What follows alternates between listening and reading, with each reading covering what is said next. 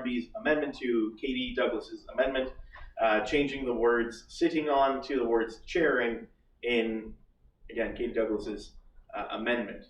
Councillors understand what they're voting. All right, all in favor of changing "sitting on" to "chairing," please raise your hand or otherwise indicate. All opposed? Any abstentions? The motion carries. So we're back on the amended motion, which leave that. Call to question. Yep. I think we've had a healthy debate on this amendment, and we're going to move to a vote on this. All in favor of adding the phrase "except for chairing the elections committee" to bylaw 9.4b, please raise your hand or otherwise indicate. So all in favor of adding what's in blue. All opposed? Any abstentions? The motion carries. So we're back on the main motion, considering the adoption of the bylaws as amended. Is there any further debate on this resolution? Katie Douglas. I would like to motion an amendment. Sure. What amendment do you have? So there's a job description of the elections committee that says the elections committee will provide council with a recommendation for the position of chief returning officer no later than October 15th.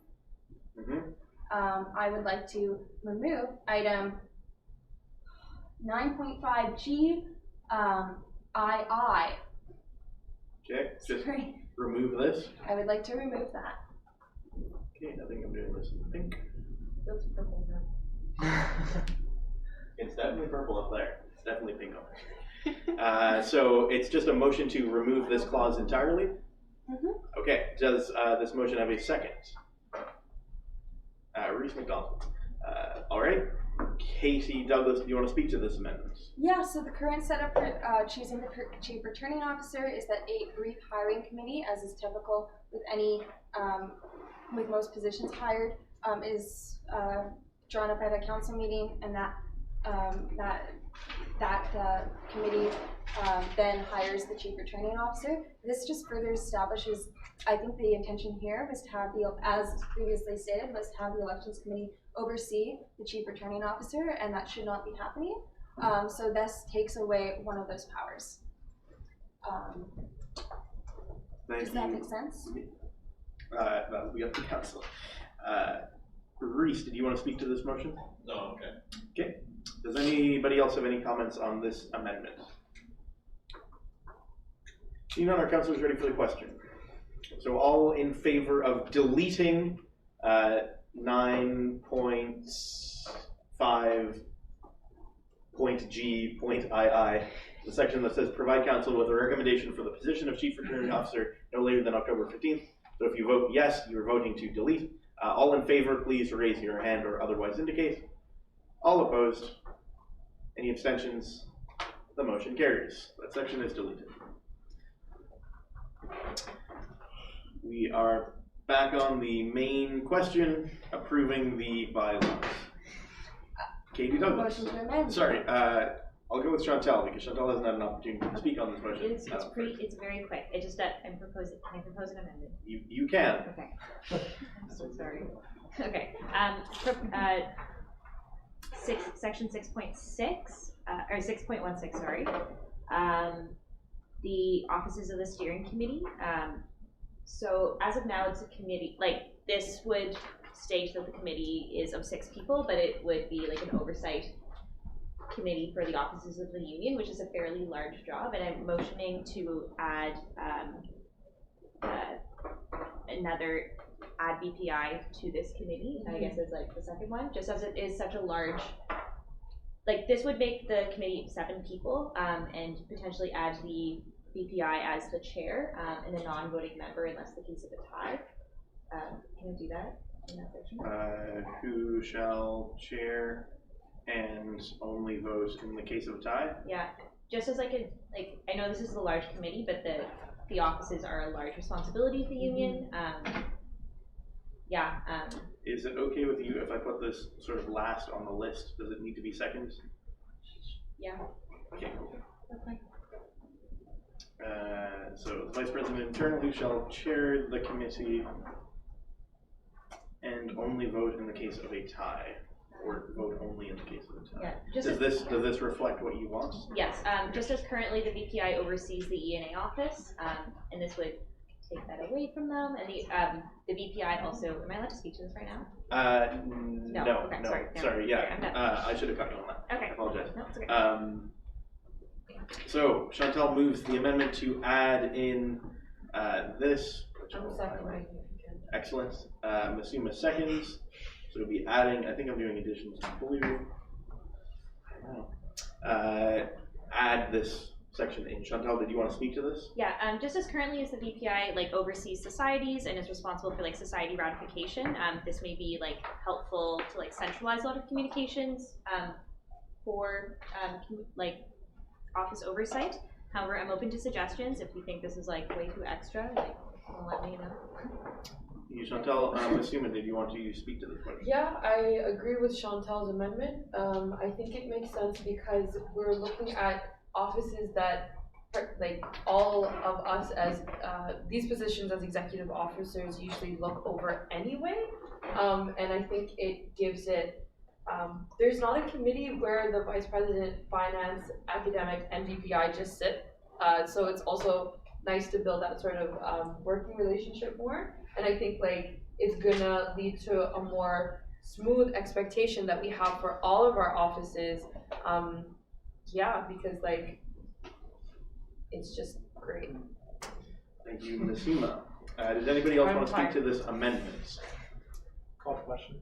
All right. All in favor of adding in this phrase under section 6.16a V to add the vice president internally shall chair the committee and only vote in the case of tie. All in favor of adding this, please raise your hand or otherwise indicate. All opposed. Any abstentions? The motion carries. That is added. So we're back on the main motion. I have Katie Douglas on the speakers list, and then I'll add Yasmin. Okay, motion to amend. Sure. I What would would you like like to amend? I would like to make an amendment to 9.4A. 9.4a. Yep. It says the council shall be by ordinary resolution appoint a chief returning officer upon the recommendation of the elections committee. Please note that upon the recommendation of the elections committee is an addition, so I would like to remove that as we remove from the elections committee's duties earlier today that they will not be. Sure. Sorry, not to just to sort of learn from what I did with Chantal there. I just want to hear exactly what you want to do, and then I'll give you a chance to advocate for it in a second. So you just want to remove the phrase "upon recommendation of the elections committee"? Yep. Okay. And is that it for this amendment? That's it. All right. So we're going to remove. Point of information. Yes, sure. Considering we've had ample debate about just the idea of the structure, is it just possible to add to that we just move on to a vote for expediency?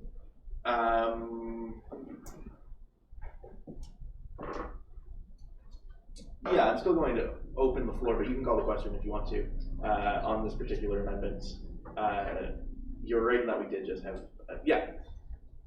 We'll see. So Katie moves this. Do I have a second for this? Liam, Katie, did you want to speak to this? Again, we took this out of the elections committee duties earlier today, and we need to remove this so that we don't have a contradictory policy. Thank you, Katie. Liam, did you want to speak to this as the second? No, I wanted to second it. All right. Are councillors okay moving to the question on this? Yep. All in favor of removing upon recommendation of the elections committee from this? All opposed? Any abstentions? Motion carries. That is removed. I have an amendment. Oh, sorry. Sure. I think, Yasmin, did you want to be next on the speakers list? You were on the speakers list before. Okay. It's just quick. Sure. I'd like to amend these two bylaws 6.16. It's the offices of the steering committee. It's looking at BI. So when talking to the current office that I oversee, DSAS, the Dalhousie Student Advocacy Service, they were concerned with the wording around hiring and oversight of the office, considering that it would be. Sorry, Oh, just sorry. again, Sorry. what do you want to do? I want to amend it to, instead of hiring and oversight of office, it should be amended to be responsible for ensuring adherence to office terms of reference, including,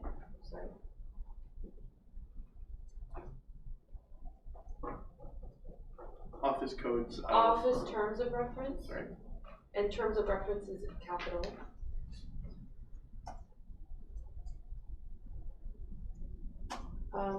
Comma, including appropriate hiring procedures and general oversight of office directors.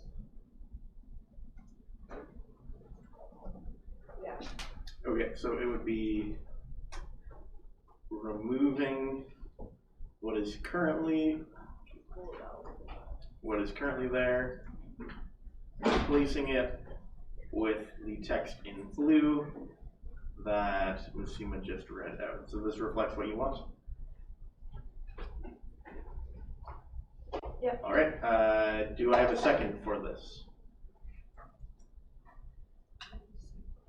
Liam, okay. Musima, did you want to speak to this? Yeah, the issue that DSAS specifically had with is it would be folks who are not part of DSAS and have no true understanding of the workings of the office of DSAS would be the ones hiring for DSAS, and that's a huge issue considering that DSAS is such a huge service for our students, and if we just kind of go in and are like, yeah, you would be great for the role, we honestly don't know what that role would look like unless we have the office of DSAS actually go through their own hiring processes.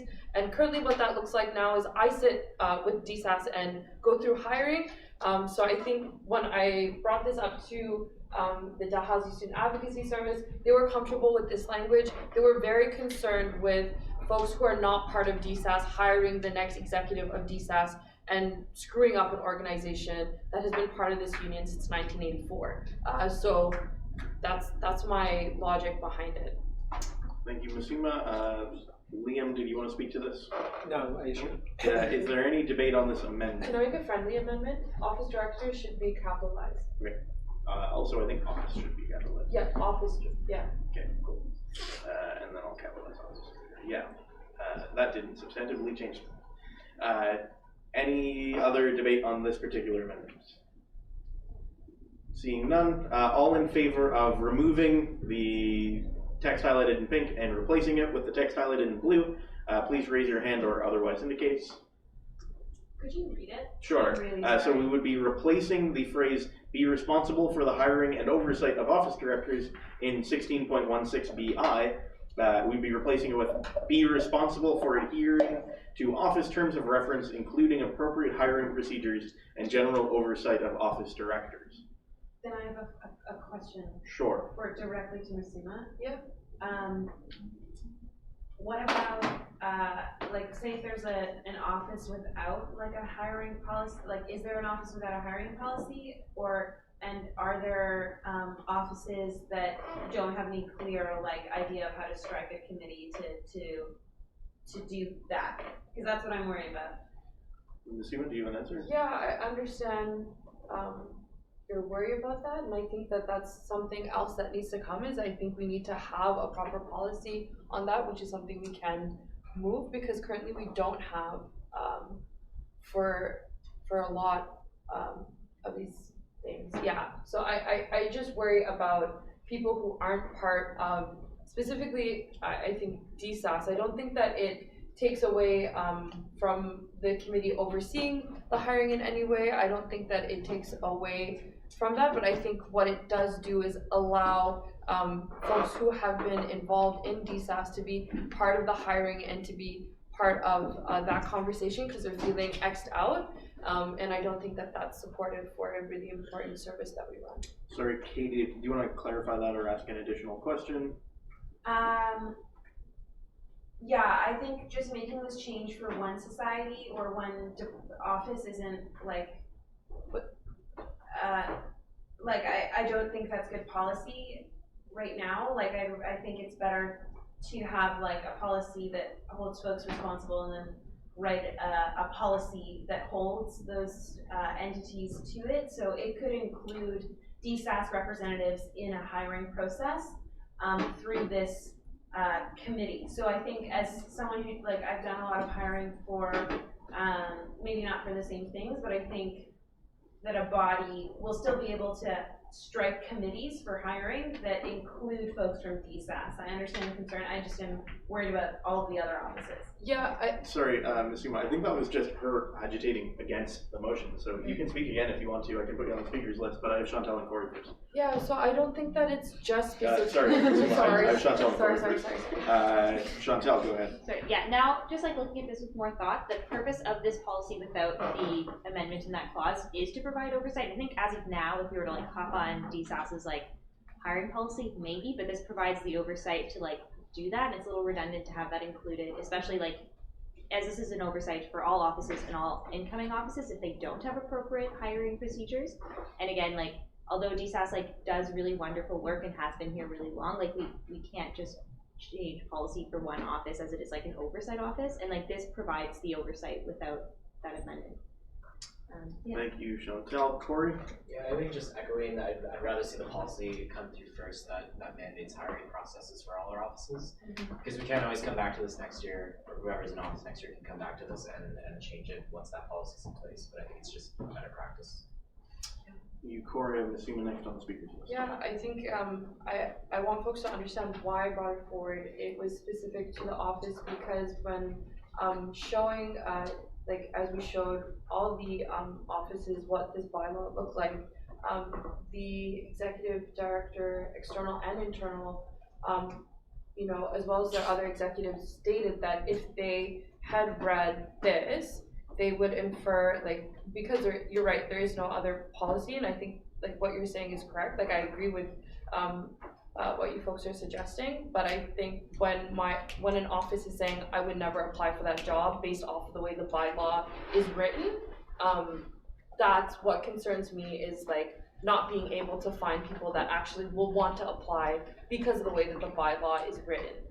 So I understand. We can do the policy thing, cool with that, but I needed to bring this forward just to speak for DSAS and support the office that I oversee. Thank you, Ms. Yuma. Our councilors ready for the question? All right, so all in favor of making the amendment and changing the wording to what is in blue, please raise your hand or otherwise indicate. All opposed? Any abstentions? The motion fails.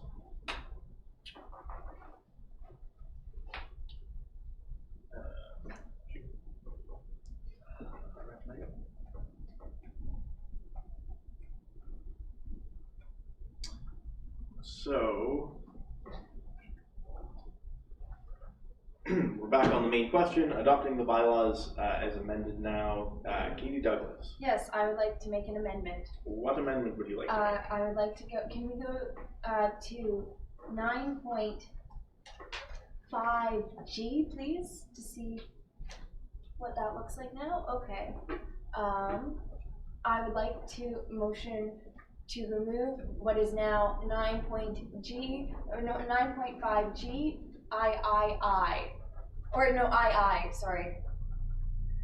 Oh, so that is, I'm wanting to remove that the elections committee shall oversee the chief returning officer. So just remove that straight entirely. Remove that straight away. Okay. So does that motion have a second? Liam? Katie Douglas, did you want to comment on this? Again, this is just putting us more into place what we have already decided earlier and making sure that our policies are consistent. The chief returning officer is leading the elections committee and not the elections committee leading the CRO. Thank you, Katie Douglas. Liam, did you want to comment on this at all? Same thing. Are councillors okay on the question, or does anybody else want to speak to this?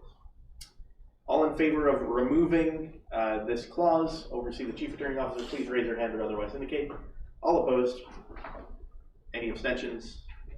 The motion carries. That is removed. We're back on the main question, and I have Yazin next on the speakers list. So can we go to the text of the be it resolved Oh, yes, we can. I would just like to add some language saying that these will only take effect once they're approved in a general meeting, because according to the bylaws, once we approve changes to the bylaws, they're in effect until a general meeting approves them, and a general meeting can disapprove them. But considering we're in the middle of an election cycle, I think it would be bad to just introduce all these changes all of a sudden. I would like to be it further resolved that these changes will only take effect once they are approved by a general meeting. Sorry, could you say that one more time? These bylaws, These amendments, bylaw amendments? bylaw amendments, shall take effect once approved by a general meeting. Okay, just 1 second.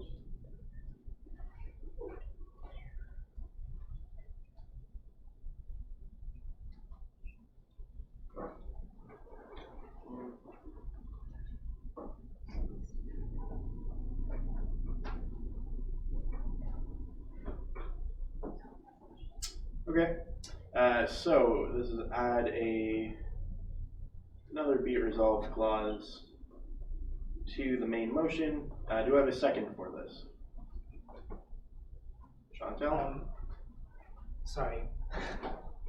Just an amendment to the amendment, if that's okay, once What is the amendment? a special general meeting, because Okay.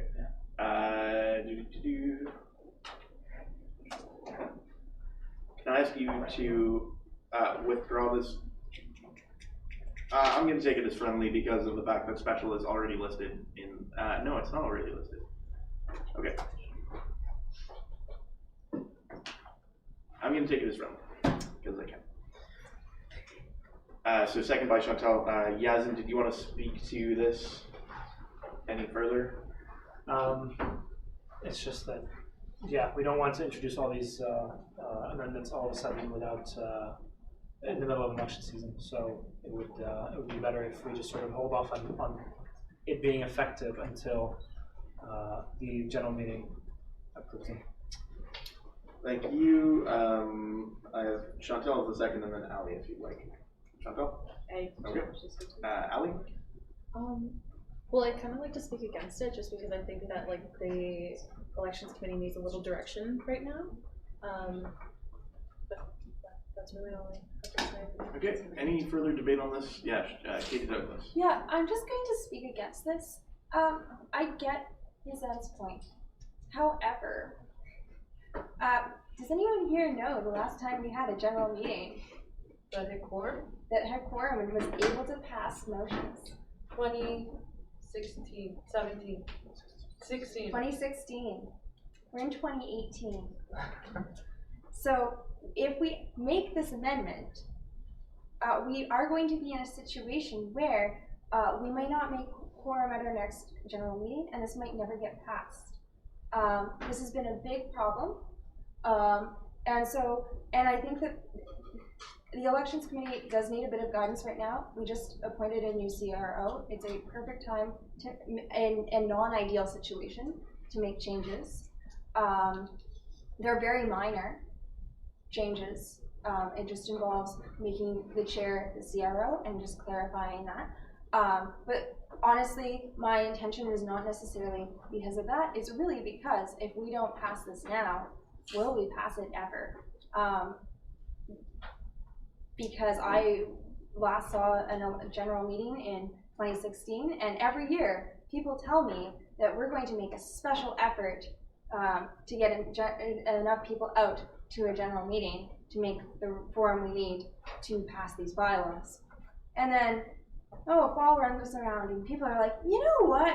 I was really busy, and like so-and-so who was in the position last just didn't fully explain this to me, and I didn't understand what a big deal this was till a week ago, so it's not happening this time, let's wait till the spring. And then you get around to the spring, it doesn't happen. So I'm just going to encourage, as let chips fall where they may, but it's better to get these passed now than to never have them passed at all. Thank you, Katie Douglas. I have Yazin on the speakers list next. I get your point, and my only issue is just I don't want to introduce change all of a sudden to the role of. But again, if instead of saying once a special general meeting, we could say once the results of elections are released. Like that could be an amendment, and I think that would be a fair point that addresses your concerns in mind. All right, I have Corey and then Liam. Corey? I'm concerned that we might be setting precedent for future councils then to just make changes to the bylaws and say they're in effect until the next general meeting. We and already then we did never that. get to a general meeting. I know, but but this is holding us to something. And like, Is it though? Order, like Corey speaking. well, like by saying that these have to take effect once approved by special general meeting, then you know it don't take effect until then, but at least then students get a chance, you know, to say something. Whereas if we just do that, there's no motivation for us to hold a special general meeting because the bylaws are in effect. Okay, thanks, Corey. Up next, I have Liam. Yeah, okay. I was just gonna say that I understand like everybody's perspective. I'm kind of like chiming in on something that maybe people don't think is important. Maybe I'm just being crazy, but I think it's good to also have these changes and have the clarification for the CRO and the chairman position, especially because we just got CRO just elected in a very heated part of the year, especially for this position. So having her come in, I just want to make sure that the transition is smooth and there's no issues when it comes to that power struggle that we're talking about. That's the reason why we're changing this. So if we defer the actual changes, we'll have that. We could potentially have that continual power struggle and that feud, and a problem that we hope is going to be resolved from having this wonderful candidate being nominated and win today, not actually coming to any resolve. All right, I have Ali, and then I'm going to close the speakers list and have a vote on this amendment. All right, Ali, go ahead. Oh, I was just wondering if we could like move to go on camera. Just to You like. can move that, sure. This, again, it's a debate about, be it resolved that these bylaw amendments shall take effect once approved by special general meeting. Okay, so Ali moves to go in camera. Second, Basuma. All in favor of going in camera. All opposed. Any abstentions? The motion carries. We are in camera. Alex, we're in camera. Yeah, I think. Sorry. Sorry, We are ex-camera, and I'm calling a vote on the question that these bylaw amendments shall take effect once Motion approved. to amend the amendment, amend the motion. Okay, that's in order. Go ahead. Okay, I motion to amend from once shall take effect until once approved by a special general meeting, shall take effect after the results of the 2017-2018 election have been announced. You mean 2018, 2019? Oh, sorry, 20, yeah, 20, just say 2018 election. I was gonna say sneaky.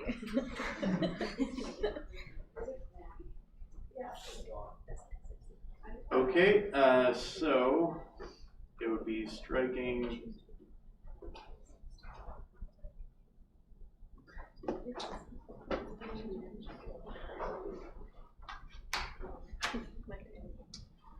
So this is amendment proposed by Katie Douglas to change the amendment to be it further resolved these bylaw amendments shall take effect after the results of the 2018 elections have been announced. Do I have a second for this motion? Ali Barbie. Katie, do you want to speak to this briefly? Yes, I would. Okay. Sorry, so, just as a heads up to councillors, I'm putting a 1 minute time limit on all comments from here on. Looking at the time. Can I protest keep in that? mind. You can challenge that, sure. I'd like to challenge that. Okay, the reason I'm doing this is because of the fact that we have 35 minutes left with several things left on the agenda, and the policies do empower the chair to put a time limit on the remarks of councillors. Why are you challenging it? I'm challenging it because I think that you're using the minute-long length of time to censor people. Okay. So, all in favor of this challenge, which would mean that my 1 minute ruling just there wouldn't stand anymore, and I'd presumably come up with a new one. So all in favor of this challenge, please raise your hand or otherwise indicate. All opposed? Any abstentions? The motion fails. So there's a 1 minute time limit on councillors' remarks from now on. Go ahead, Katie Douglas. Okay, so I'm just going to say that I would like this to go through because I've seen a lot of times when people say that something will be passed and it never is. Honestly, the executive should not need an incentive to have a general meeting. This should be something that happens anyway. If I was a member of an executive on a student union, which I have been, I would be ashamed to not have had a general meeting. In my student union days, we had to go out every single executive and knock on doors if we didn't have quorum and get students out by any means possible. So I understand why, I don't think you need incentive here. I think that the incentive isn't not to pass something, it's to pass it and then have the incentive to make it fully democratic. Sorry, I only have a minute, so. Thank you, Katie Douglas. Ali, do you want to speak to this as the second? No, Okay, is there any further debate on this amendment to an amendment? Katie, George Tim. If you're gonna talk about full democracy, then it depends on what that means. If we're representative on council and that's a representative democracy on campus, sure. But when we're talking about the bylaws that govern ourselves and govern other students in their everyday life, I think that going to a special general meeting is important. So kind of using that argument, but the other way, going to a special general meeting and waiting to enact these bylaws, perhaps that things will come out of the works. I'm not really disagreeing or agreeing with the fact of needing a general meeting. It's just I think it's better practice to carry them to and wait for that special general meeting, and that includes getting folks to it. And yes, I agree. It's a responsibility on the current folks that to get the vote out, to get to students out. But I think waiting until we can do that is important, because especially we rushed a lot of things, including bylaws the last time we passed them. So I'm worried that the criticism will be the same and we'll make the same mistakes. So that's my biggest worry. Thank you, Katie George Jim. I have Liam next on the speakers list. Point of information. Yes. That's a question, right? Yes. What's quorum for a general meeting under these bylaws? Or under the amendments? Is it still 1%? So it's about 189.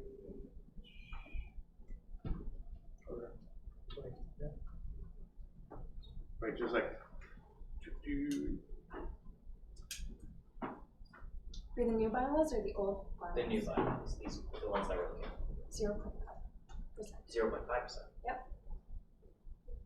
Okay. 0.5%. I trust Katie George Jim on that. Yeah. So Liam, did you want to speak to this amendments? Yeah, well, I just want to say the whole thing about democracy, part of the democracy that we're here as our constituents, and that part of the democracy that we vote because they've chosen us as their constituents.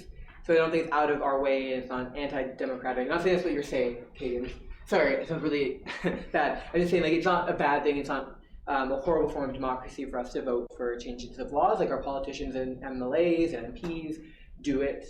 We don't go to Parliament and ask for them to change things like same-sex marriage. Sorry, that was a random thing that's in my head. So I'm just saying, I don't think it's a bad thing. I think it's important to have this. Does that make any sense? Thank you, Liam. Anybody else, or can I call the question on the amendment to the amendments? So I'll call the question then. So this would change Yazin's amendment to read, be it further resolved, these bylaw amendments shall take effect after the results of the 2018 elections have been announced. So all in favor of that amendment, please raise your hand or otherwise indicate. Commit to your votes, folks.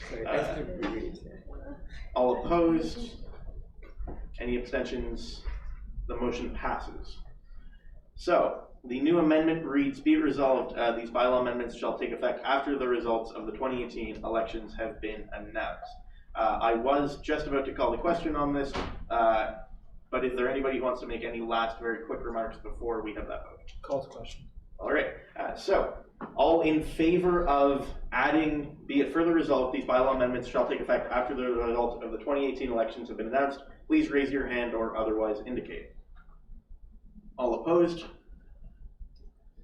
The motion carries. So it is amended to read as I just read. All right, so we're back on the main question, which is the consideration of the adoption of the new bylaw amendments. Is there any further debate on the bylaw amendments? Yeah, motion to amend. Motion to amend, sure. Could I amend section 5.7N, so under the responsibilities of the VP academic and external? Sorry, I'm just getting there. 5.7N. Okay, yeah, we're adding something. Cool. I would like to add, be responsible for organizing and promoting the Racial Justice Symposium. Organizing and advertising. Promoting. Organizing and promoting. Promoting the Racial Justice Symposium. Okay. Does this look like what you... Oh, I'm not done, sorry. Oh, okay. Period. If the VP academic and external does not identify as a Black, Indigenous, or person of color. Sorry, just a second. I want to see if that's spelled out.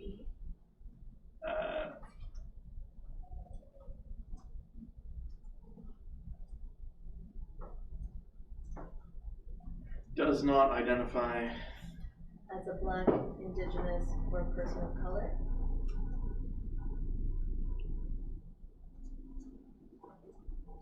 Yep. They are to hire a commissioner to fulfill said duties.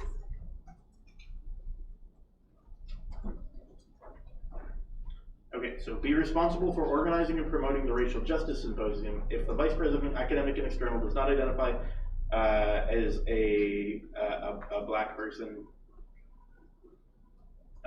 is this okay if I add just Black person, Indigenous person, instead of just as a Black, Indigenous, or person of color? Or do you want to keep it the way it was?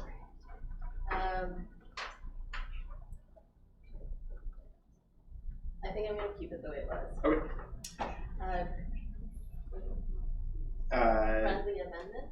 Does not, well, we're still, it hasn't been seconded yet, so yeah, we're still just Can I amending say it. they must instead of they are to?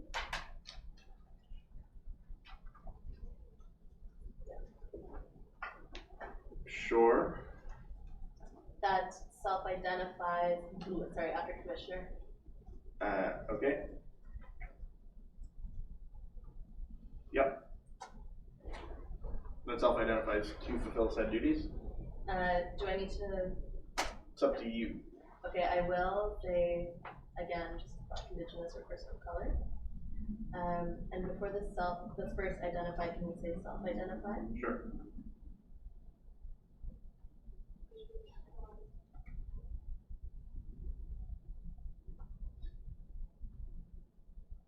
Sorry, was that something about capitalizations? Black and Indigenous. Okay. Person of color? Or are we? It doesn't have to be, but it's an acronym, so you could make Okay. it. It's up to you, Amina. So, like, as well as self-identified, but go further than that to say that, like, who have active involvement within their communities?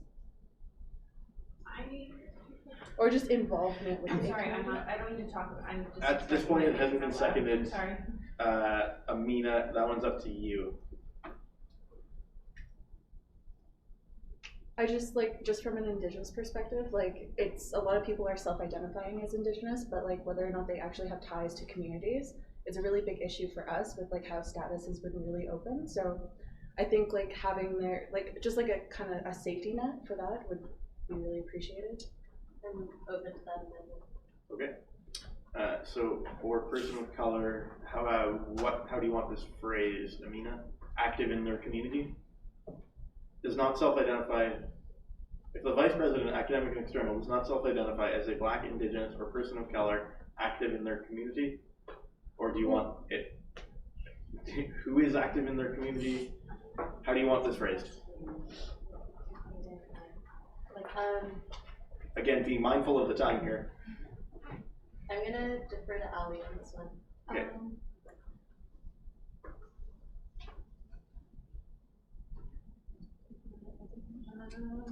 Sorry, I'm trying to go quick because I know where I'm in the middle of it.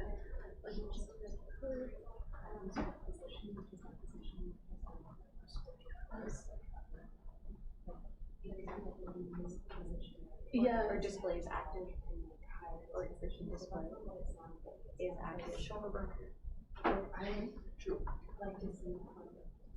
Okay, folks, I need a call on this. Ali, I know I'm a trying. wording. So I don't know how to.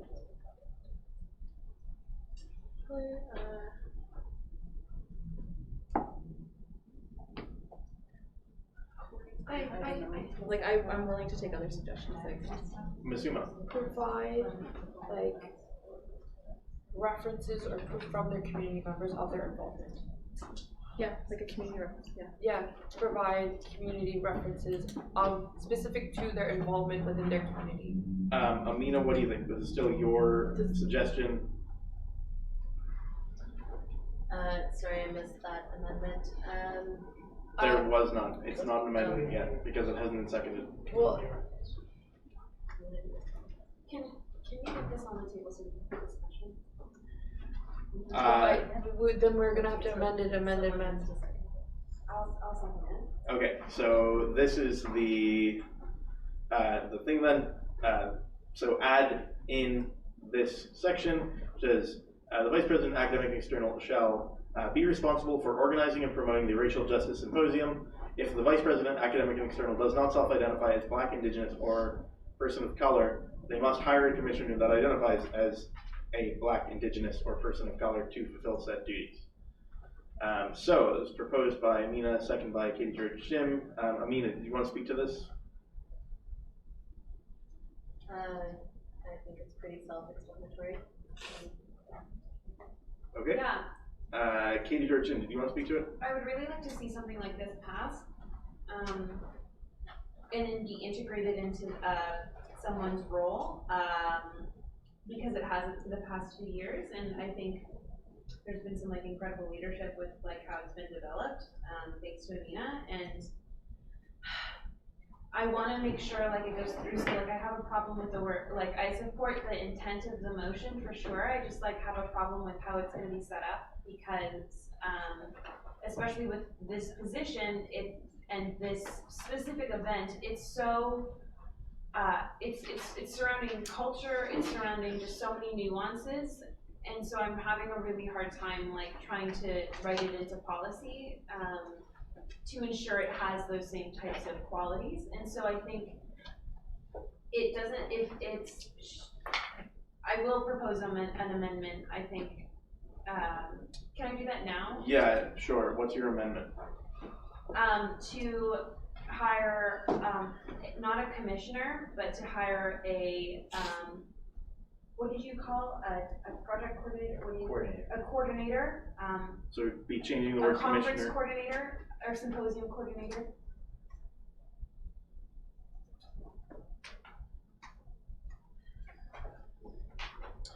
So we would be adding in the words symposium coordinator and removing the word commissioner. Is that it for this amendment? That self-identified.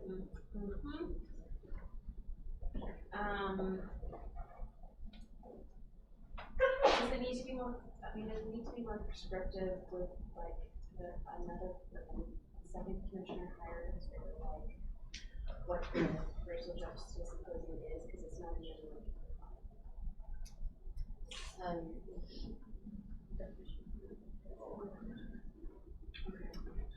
Katie?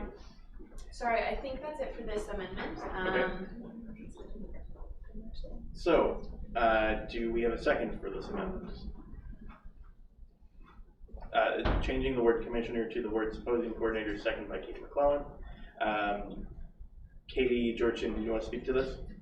Yeah, I think this just explains the intent of the motion. So if the VPAE in their capacity does not self-identify as a BIPOC person, then the sole responsibility of organizing the conference would not be in the VPA profile anymore. They would hire a symposium coordinator to specifically fill that role and the necessity of that identity. So just making that clear, it's the commissioner is not working under the VPAE, it would be the person organizing the symposium. So perhaps, yeah.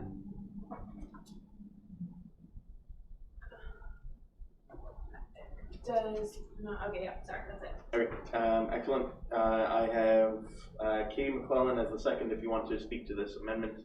No, then I have Yasmin and Masima. I would just like to point out that we are introducing a whole new term here because coordinator is not a well-defined term both in our, as far as I understand, in our bylaws or in our commissioner policy.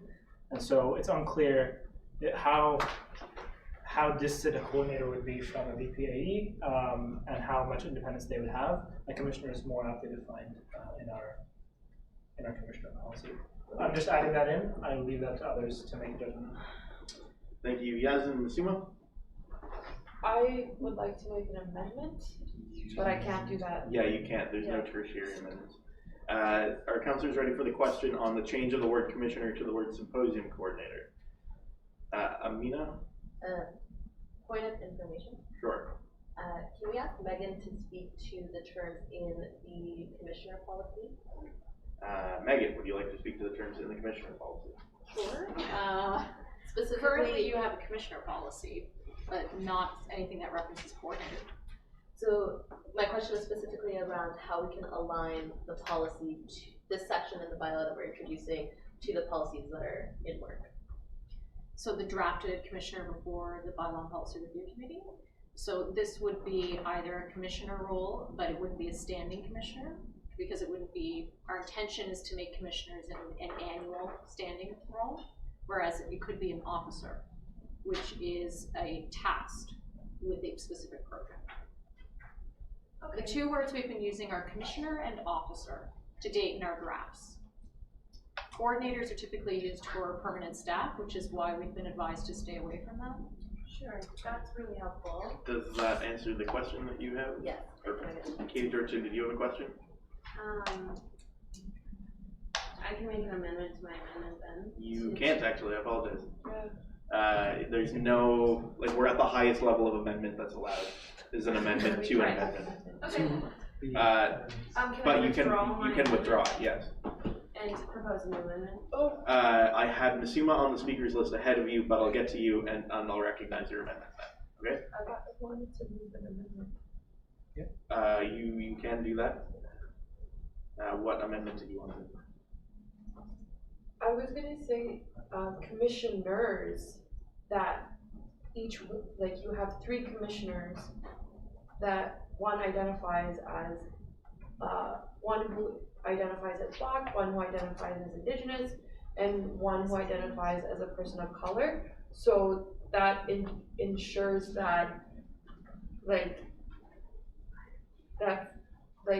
those who are taking care of the racial justice symposium, if the vice president, academic and external, is not racialized, actually have some sort of support, as well as ensuring that there is a racial justice symposium committee that has Black, Indigenous, and racial and people of color.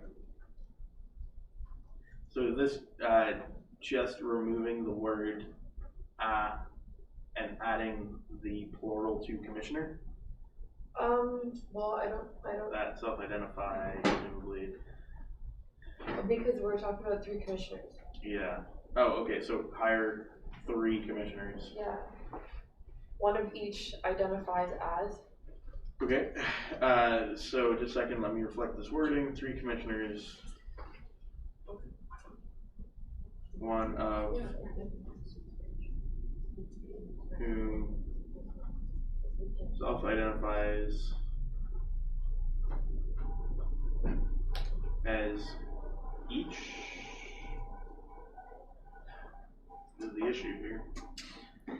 Must hire 3 commissioners, one of whom self-identifies as. Each one of whom self-identifies. Okay, so we'll go with each one of whom self-identifies as either.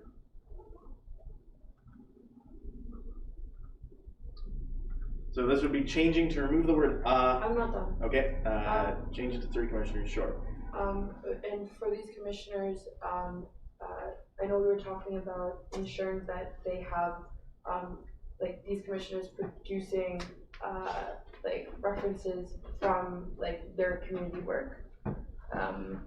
What's the amendment? If said commissioners are to be hired, they must also provide references from their communities of their involvement within their communities.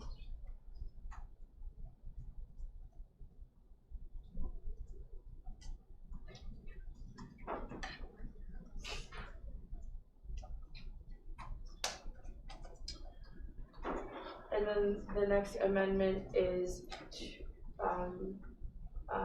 I don't exactly know how to go specifically about this, but if the VPAE identifies as Black, Indigenous, or a person of color, then they should also be creating a committee for the Racial Justice Symposium. But if they do not, then it would be the responsibility of the 3 commissioners to be part of this, to create the Racial Justice Symposium. I know it's so you want a whole new like section O? But it's specifically in regards to the Racial Justice Symposium. So maybe it can be like I and then II for N. Point of information. Yes. From a policy perspective, Megan, should this type of prescriptive language be in the bylaws of the in the Constitution of the Union, or be better placed in referencing to a policy or a lower level? I would normally see this kind of language in a policy piece, Right. where it speaks to the requirements of hiring a particular position. Right. So this one is specifically difficult because it has to do with identities, and the identities are the sum of the events. So, in your opinion, do you think in keeping it simple and then referring to a policy that will be written, kind of not on the fly, because this I think is too important to try to talk about today? Like, it's not even being talked about with more than folks in the room. Like, not all of us are racialized here. Like, this shouldn't be I'm just concerned that this is not going to come out with the right intent. So keeping it simple, just referring to it is the responsibility of the VPAE. This is how, if they can't fulfill it, this is what will happen. So I think that's what the motion was intended for, and so I think we're kind of changing just the specific duty of the VPAE. So just bringing it back to that conversation. Sorry, thanks, Megan. Yeah, so we're pretty deep in the weeds on this one. Can I remove my amendment? You can remove it, sure. Okay, I'll remove my amendment. So up next on the speakers list then I had Katie, George, Jim, Sean, I think Sean's keeping it. and then, sorry, do you want to yield your time to Chantel? Yeah. Yeah, go ahead, Chantel. Sorry, just a second. I'll just be very quick. Yeah, go just to, in reference to that, I see the value of what you're bringing forward, but that's something that's outlined in the equity hiring policy that's being noticed tonight anyway, and that's just creating more barriers to a community that we're trying to accommodate as of now. So I agree with Katie, this is something we shouldn't be doing right now. Cool, that's all I got. Okay, so we're back on, sorry, I'm just trying to get this back to the original language. A commissioner who self-identifies. Could you go after the other Katie, because I remember why I was on the speakers list. Sure, Katie. I had you next on the speakers list. Yeah, it was for an amendment. Okay. and it's just changing the words from like commissioner to officer, which is the one that's been defined under DSU definitions. So then I can explain my reasoning. Okay, so it's changing commissioner to officer.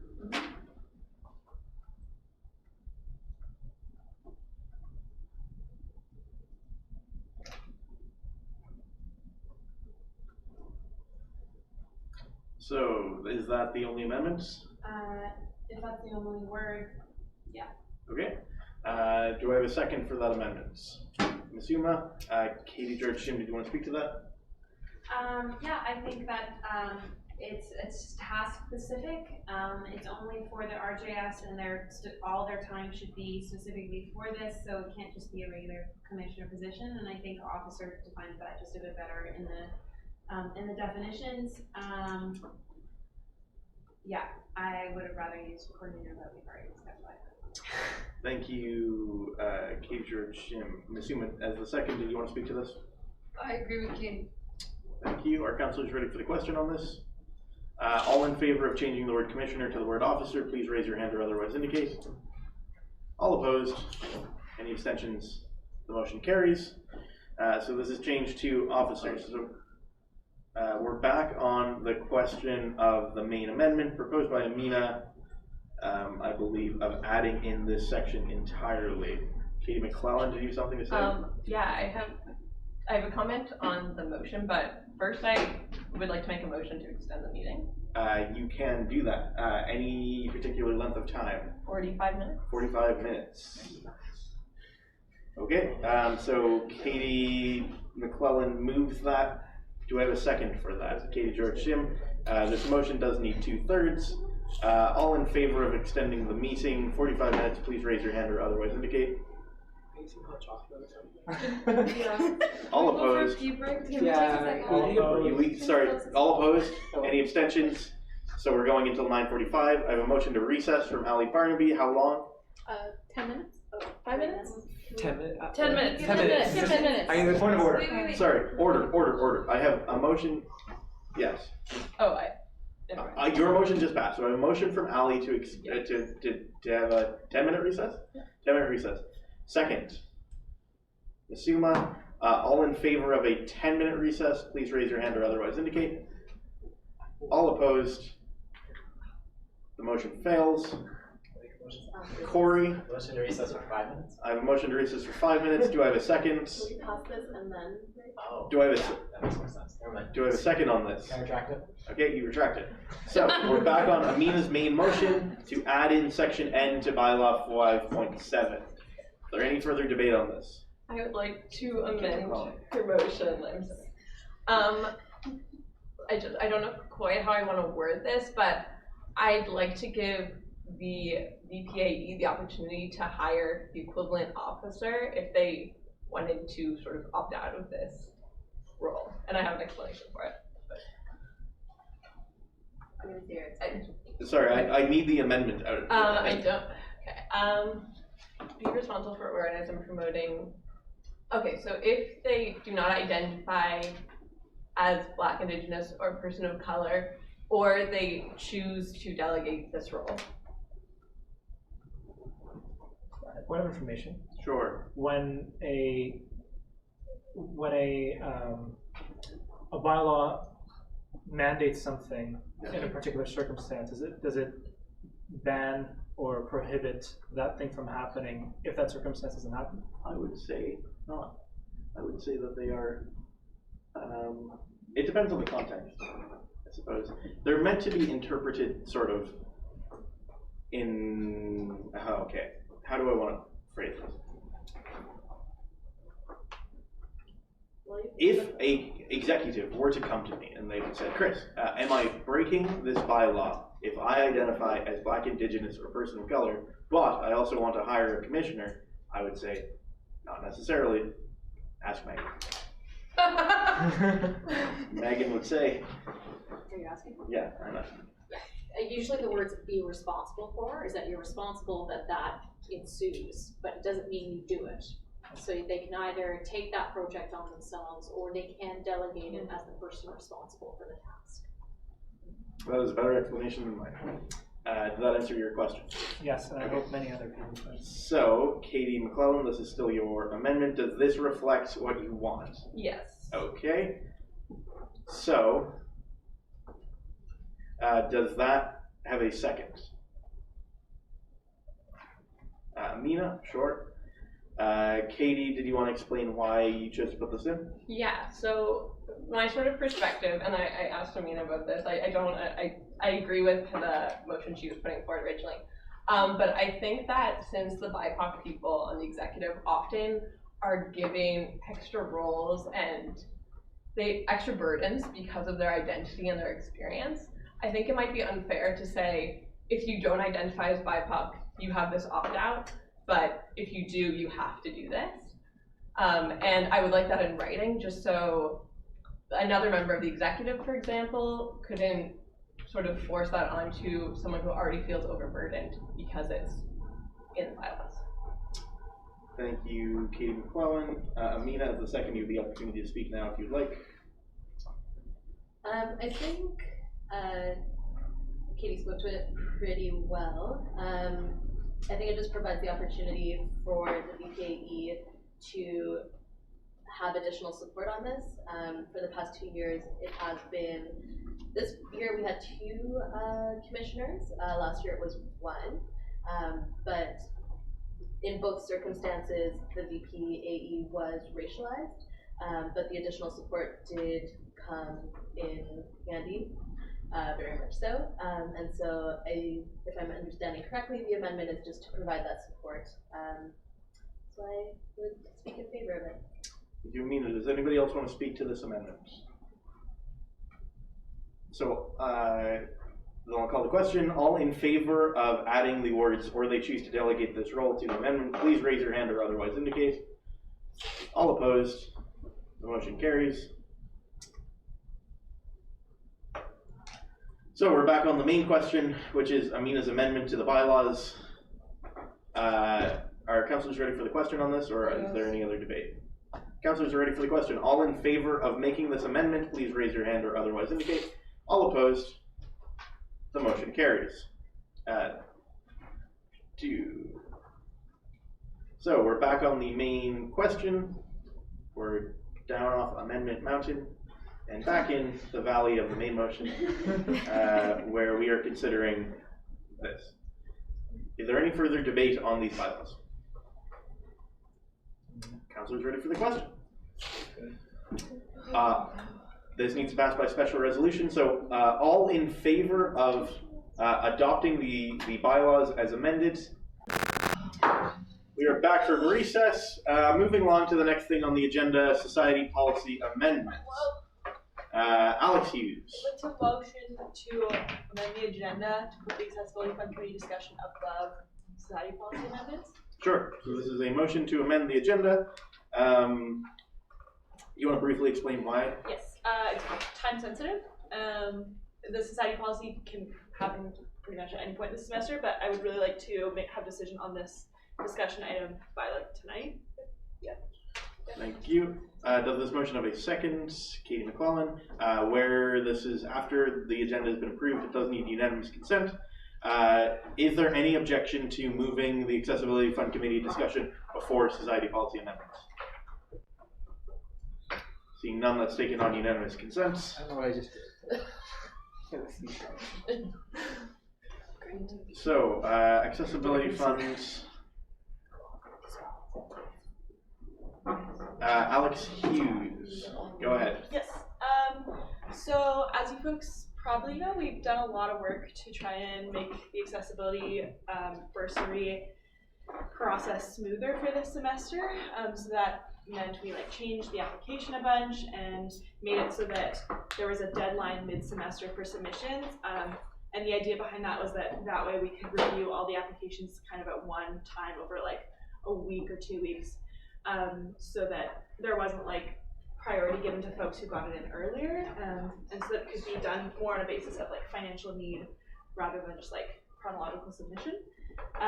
So we've had 30 submissions, which is really exciting because I'm really glad that it got out there and people are applying.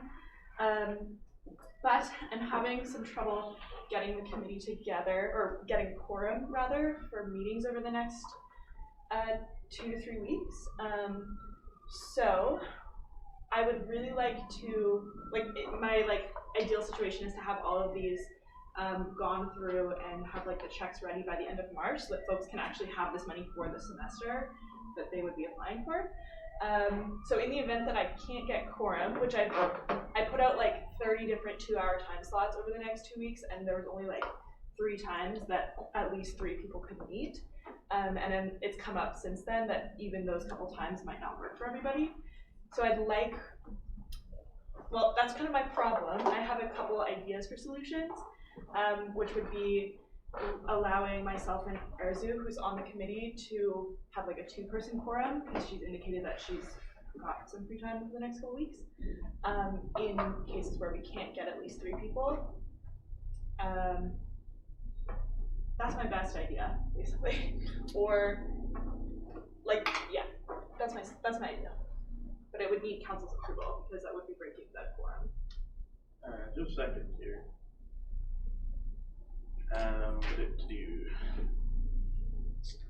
So, just to be clear, you're asking for a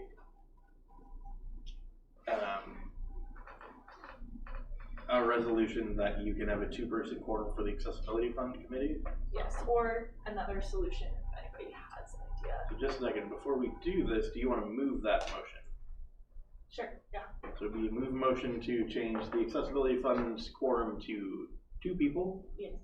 Moved by Alex Hughes, does it have a second? Just for for this semester, Okay. basically. Yeah, so change Accessibility Fund quorum to 2 for this semester, does it have a second?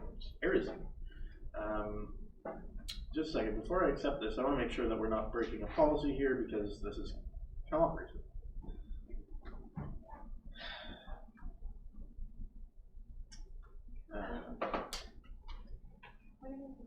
Yes.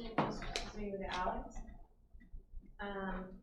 Is there a way through the committee policies to have votes by email, or to look at the confidential stuff separately and then come together and meet just to vote? Is that how it's a selection? You have to pick which ones, or do you just approve them?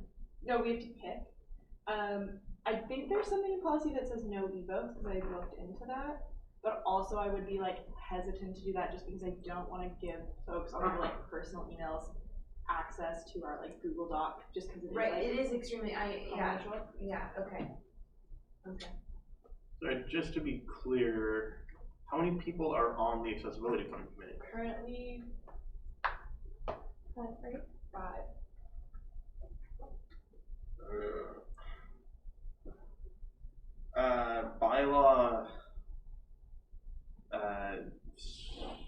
Bylaw 6.5H, quorum for all standing committees shall be 50% of voting members of that committee. Insofar as this motion directly contradicts the bylaws of the student union, I have to rule it out of order. Did you have anything else that you wanted to potentially? Okay. I have a direct question to one of my committee members. Sure. Katie, how likely do you think you'll be able to make those couple ones that I mentioned? Most likely. Okay. It's unfortunately, the problem I have is my honors thesis is due soon, and so, and I'm working on, I work as a research interviewer and on 2 of my other research projects as well, so to say things are chaotic is very minimal, and also if I have 3 professors I answer to, and if one of them says hop, I hop. Yeah. So. Because another option, if you were to step down, then the quorum would be 2 people, correct? Correct. I think I would be violating if I give up this committee, I think I'll be violating my counselor duties, so I don't believe I can. Okay. Alex, anything else on this? Did anybody else want to speak to this? Sally, Barbie, Katie, I saw you had your hand up before. Did you want to say something? Yeah. Never mind. I guess if you add a person, it just creates the quorum is 1%. Yeah. Ali? Liam? Sorry, the quorum is 50%, right? Yes. So like, if you do add someone, then it's 6 people, and then quorum is 3, and if you already have those 2, and you just get somebody who's going to come, you have quorum, right? Arizzy, go ahead. But that would just kind of add to the chaos of adding one more person's schedule that we're gonna have to accommodate. Well, can you just, sorry, I Okay, should cut you off. I'm done. Can you just be somebody who's on council right now? Is that possible? Like, I'm trying to figure out where this committee is constituted.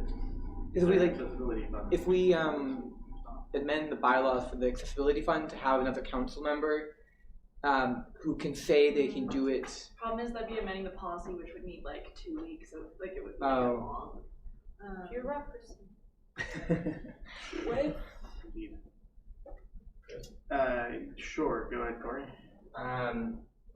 Could I open nominations for the student life committee, and then Katie could step down from the accessibility, join the student life committee at our next meeting, fulfilling her duties as a counselor. Can we do that this meeting? I would accept it with the unanimous consent of council. So motion to open nominations for the student life committee. Sure. Corey motions that if there's second to open nominations, sure. Second by Ali. Is there any opposition to opening nominations for the Student Life Committee? Okay. Nominations are open to appoint a council member to the Student Life Committee. Are there any nominations? Corey. I nominate Katie Douglas. Katie Douglas, do you accept? I accept the nomination. Thank you. Are there any other nominations? Anyone else want to join over? For the third and final time, are there any nominations? Can I self-nominate? Sorry, no. Then I declare nominations closed. Call the question. Yeah, all in favor of Katie Douglas being on the Student Life Committee? All opposed? The motion carries. Congratulations, Katie Douglas. You're in the Student Life Committee. I would like to formally resign from the Student Accessibility Fund Committee. Your formal resignation from the Accessibility Fund is recognized. So creative. That was good. That's all your problem. Thanks, Corey. I think so, yeah. I think so too. Are we good to move on then? When does this committee meet? It's at 3 p.m. on Wednesdays. Oh, I can actually make that. All right, folks. I understand it's 9:15, but we have one more piece of business. As long as we're good with the accessibility fund discussion. Alex, are we good? Yeah. Cool. Then let's move on to society policy amendments. Be resolved that the society policy amendments are approved and circulated. Moved by Kimberly Mina. Move this motion. Back in the day. Do I have a second for this motion? Arizzy. So I'll open up discussion on this, beginning with Amina. Do you want to speak Sure. to this motion? There was a motion brought forward to the Bylaw and Policy Review Committee by Alex Hughes, who chairs the Society Review Committee and deals with societies.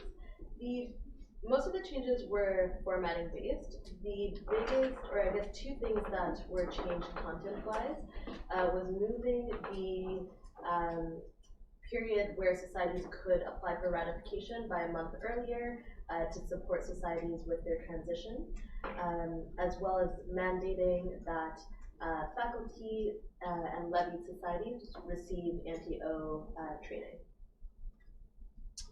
Thank you, Amina. Arizzy, did you want to speak to this? No. Second, no. Is there any debate on this? Do any counselors want to say anything about this? Katie George, Jim. As someone that's been a part of like multi-level societies, like I think this is going to be an incredible, like positive, just like base to start from, or even just like support for these societies that are trying to do this work, and it gives them the vehicle, it gives them the support, and I'm extremely happy to see this go through. Thank you, Katie George, Jim. Does any other counselor have anything they want to say on this motion? Amina, go ahead. Sorry.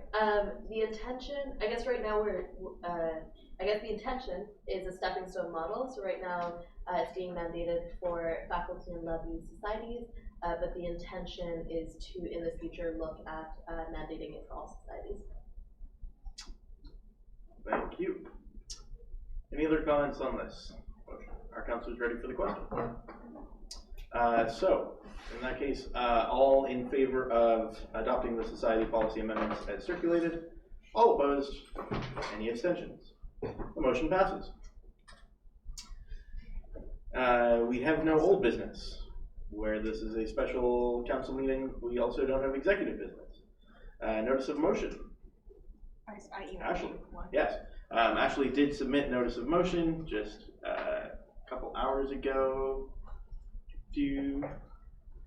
Whereas the Dalhousie Student Union seeks to support students and promote equity, be it resolved that the DSU endorse DAS's Rick Mehta motion in support of marginalized students at Acadia University. DAS's motion is attached as a supporting document. I will circulate it for council. So that is noticed and will come up at the next council meeting. Amazing. Are there any further notices? Katie Douglas. Yeah, I'd like to bring a notice of motion that I'll be bringing the elections policy forward next time with some amendments. Sure. So, just a be it resolved that the elections policy is amended as circulated. Cool. Like, I can do this as an individual. It doesn't necessarily have to go through the bylaw and policy review committee, correct? Just one moment. Can you check the policy on policies? I can check the policy and policies. I think that was the first policy we passed. It was. And I think it does. Yeah. Does it?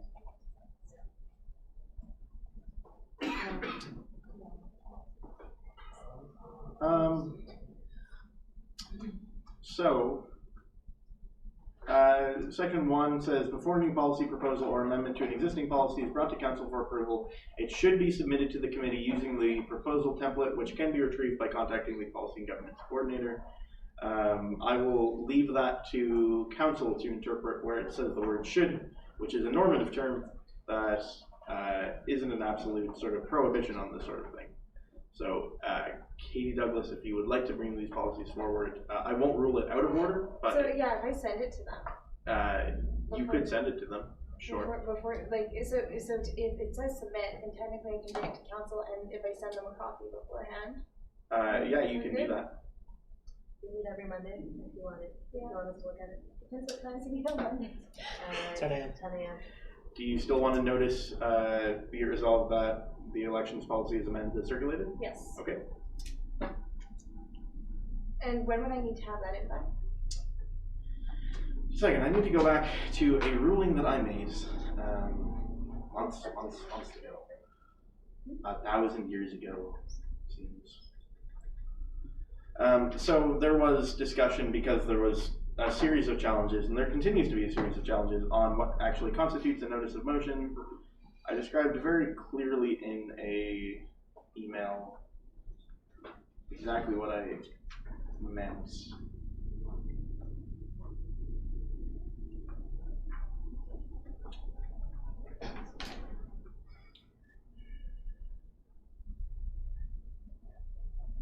Notice on notices.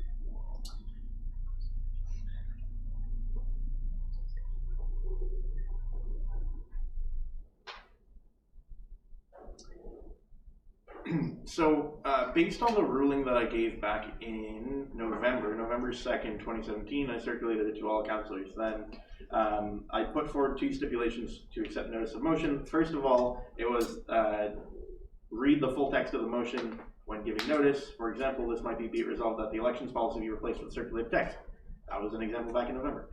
Then the second stipulation was, in the case that there are documents related to the motion, example, a rewritten policy or lengthy whereas clauses, these should be submitted to me before the end of the meeting. I will circulate them by the end of the night. This means that councillors can still consult their constituents and consider the motion without my having to read out a full policy. So, based on that ruling, I would say that if you have all of the elections policy amendments ready by the end of the night, Okay. I can circulate them. Can I give a notice of motion not for this meeting, but for the next? Sure, at the next meeting you can give a notice of Okay. motion. Sorry, in the past, last year, I know at times people would bring a notice of motion without all the documents attached, and then they would show up 2 days before you get the documents to review. Yeah, I think in part based on that, that very thing is what was challenged this year. Okay. And then council made a vote on an interpretation of the policy that said that as long I had to send out everything by midnight. basically. Great, sorry. No, don't worry. So we have one notice of motion from Ashley Farrell. Are there any other notices of motion? Amina. I'd like to put in a notice of motion for the Survivor Support Center mandate. I will send you the full text for consultation. Do you want to just read it out now, just so that we have it on the record? It's quite long. Does it have a lot of, just read out the be resolved.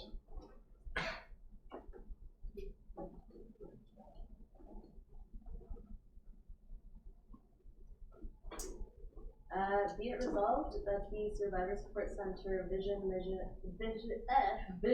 mission, mandate, and tagline be adopted as written. Perfect. That is noticed and will be sent around by the end of the night. Are there any other notices of motion? Seeing none, we'll move on then to announcements. Are there any announcements? Katie, George, Jim, then Chantal, and Allie. Katie, George, Jim. In the next coming weeks, there are like a couple really incredible lectures happening and conferences happening on the on campus. Some of this is about from the 200-year anniversary of DAL and like the Belong events happening at DAL. This Thursday, March 1st, there's a guest named What? It was canceled. Oh, what? It was just canceled. Oh, well, there's one next Friday. It's Friday, March 9th. Senator Murray Sinclair will be coming to campus. It's almost sold out. Well, sold out. It's free. And apparently almost 50% of the people going are students, which is pretty incredible to see. That's at 7 p.m. It's in the Andante, which is in the McCain there.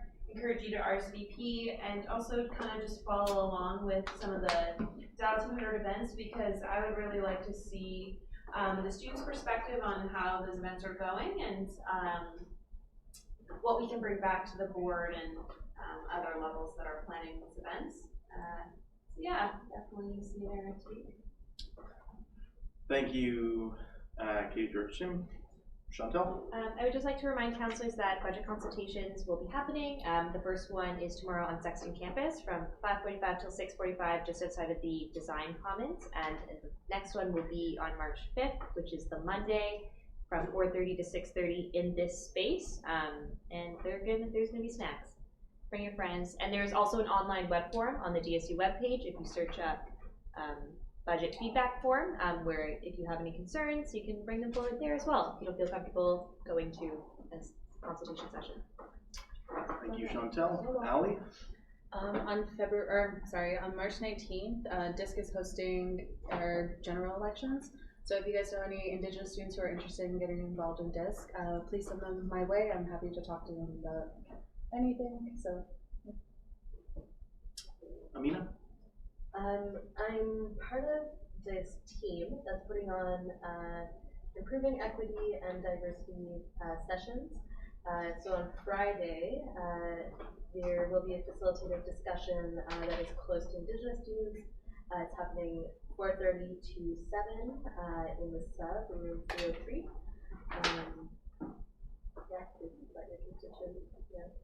Food will be provided. Yes, it will. Thank you, Amina. Corey?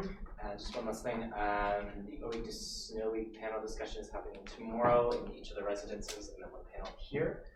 So if you know any first years who would be interested in that, please let them know. More importantly, but also Mental Health Awareness Week is not next week, but the week after that. There's a whole range of events happening, including a free songwriting workshop with Craig Cardiff, followed by a free concert at the Tea Room with Craig Cardiff to all DAO students.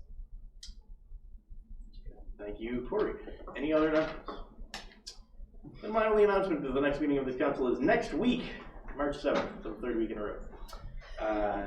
Thanks everyone for coming tonight. Having exhausted all the business on the agenda, the meeting is adjourned.